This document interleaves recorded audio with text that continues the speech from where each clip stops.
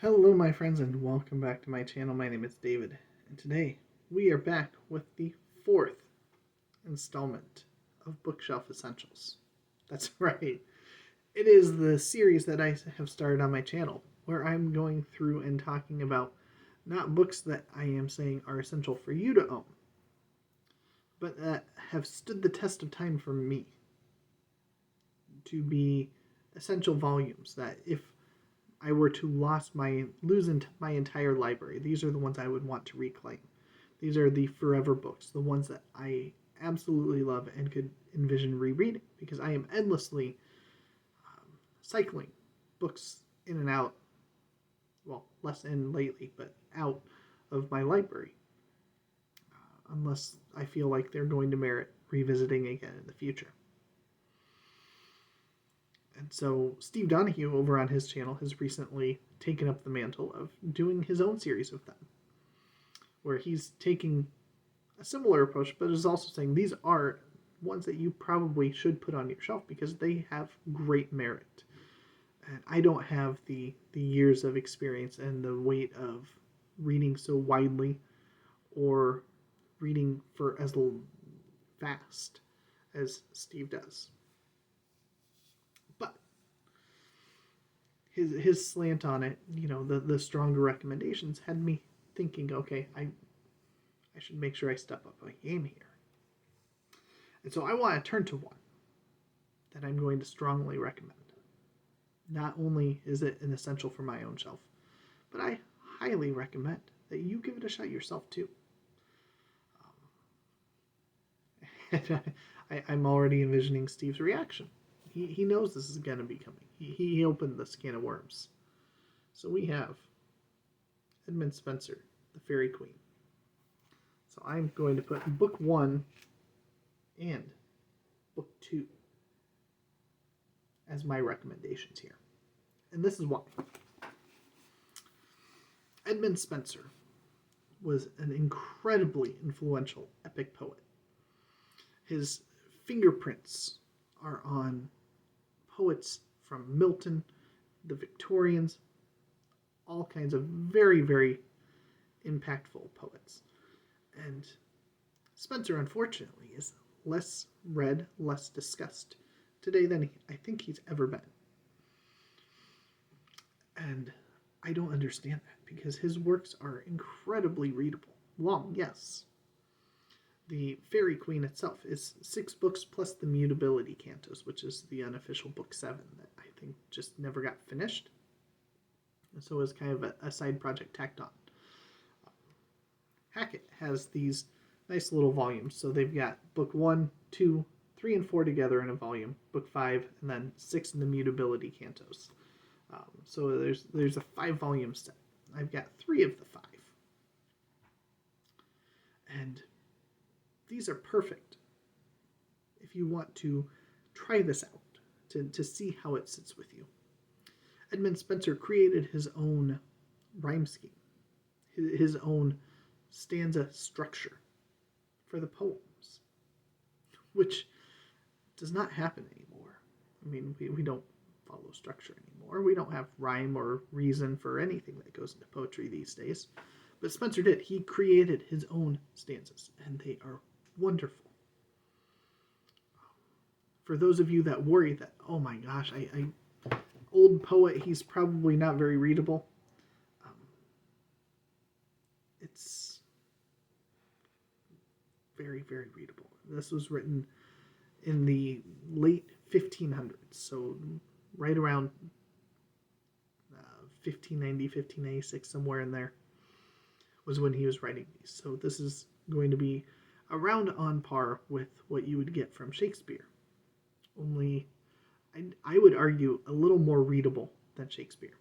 I know poetry and plays are two of the hardest mediums to just pick up and read for a lot of people. But just like I feel Shakespeare is worth the effort that you put in, Edmund Spenser is equally worth the effort that you put in. There are volumes that I want for my shelf. There's 2 different collected Faerie Queenes that I would love to have for my own shelf. Penguin Classics, of course, has a fantastic volume, like a big 1,200-page chunker. I think I would be surprised if Steve didn't have a copy on his shelf. Would be just an absolute magnificent thing to have.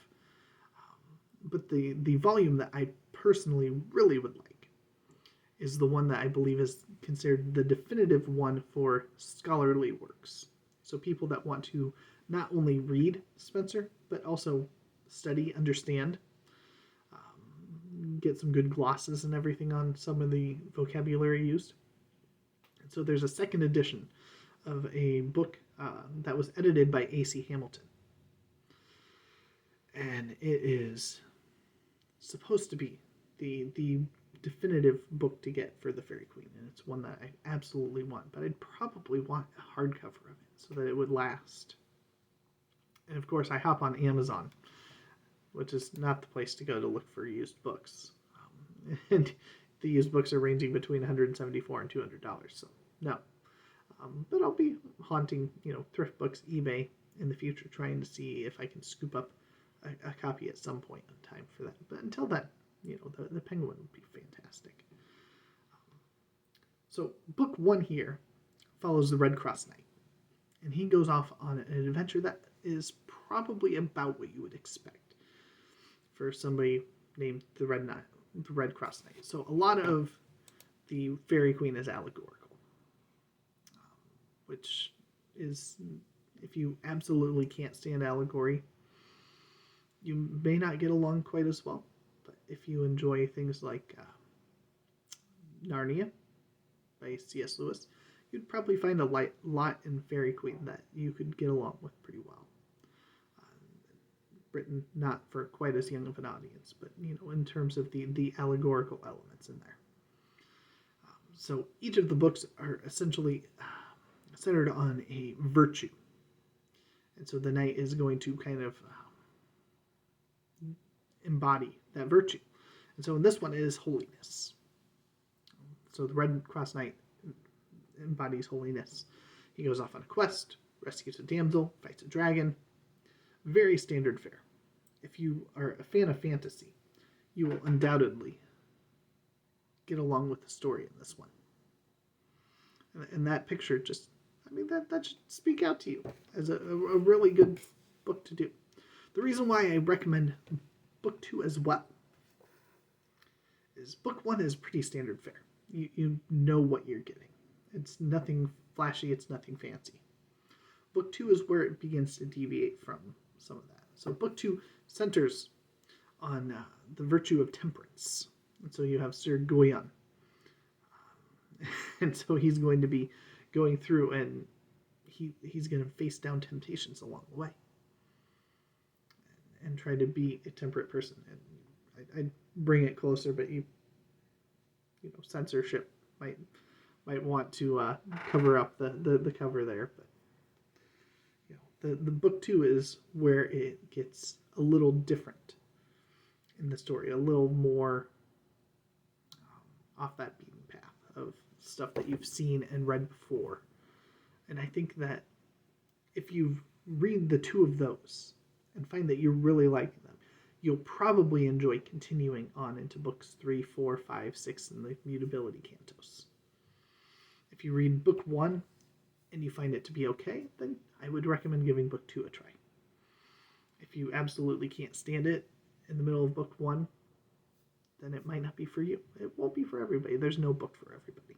That's why making a recommendation on something that's essential or a must-read is almost impossible. Apart from, a few absolute staples. And what's the fun in holding up something that everybody knows is going to be talked about? Oh yeah, of course, Shakespeare, yeah. Oh, Jane Austen, okay, yeah. You hear those names all the time. You know that they're essentials because of how often they're talked about as classics. But Edmund Spenser does not get nearly as much discussion as he probably deserves. And I strongly recommend checking him out. He is an essential on my shelf.